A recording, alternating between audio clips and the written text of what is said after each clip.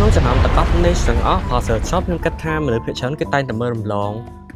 Search Shop Renaissance ភាគច្រើនគេល្បីតែ Naxos ឬក៏ Torino 21នេះទៅក៏ប៉ុន្តែថ្ងៃហ្នឹងយើងមកតែ Clan Renaissance ចឹងអានេះគឺជា presentation របស់វាគឺ very high end មែនតើសិតតែស្បាយសិតតែប្រអប់អីចឹងទៅខ្ញុំមិនដឹងថា Renaissance Clan វាមិនទេគ្រាន់តែខ្ញុំដឹងថាវាគឺជា niche brand ដែលមាន Clan ស្រស់ស្រាយអញ្ចឹងថ្ងៃនេះយើងមកតែ on skin ហ្មង Clan នេះ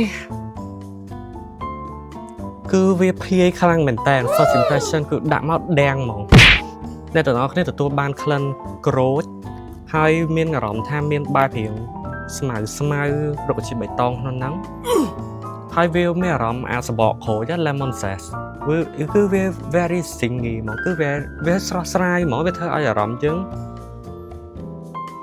មានអារម្មណ៍ថាដូចយើងហាត់ក្លិន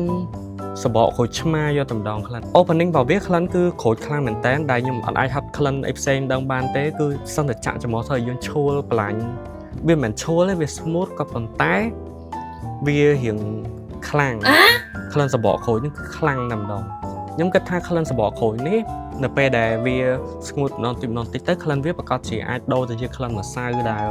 ខ្ញុំគិតថារៀងធ្វើឲ្យយើងមានអារម្មណ៍ថាស្រស់ស្រាយស្អាតបាត clean អីចឹងណា First impression for some reason អានេះដោយសារតែវាក្លិនក្រូចខ្លាំងពេកខ្ញុំឲ្យវាបានត្រឹមតែ7 លើ 10 ទេក្លិនមួយនេះគឺខ្ញុំគិតថាអាចស័ក្តិសមប្រើក្នុងអាកាសធាតុក្តៅឥឡូវបានវាជាក្លិនស្រស់ស្រាយក្រូចនិយាយទៅស្តៀងនឹងទាំងអស់ផ្សេងៗគាត់បានដែរគ្រាន់តែថាវាក្លិនសបកក្រូចឆ្មាខ្លាំងសម្រាប់ខ្ញុំ Yep Renaissance អ្នកទាំងអស់គ្នា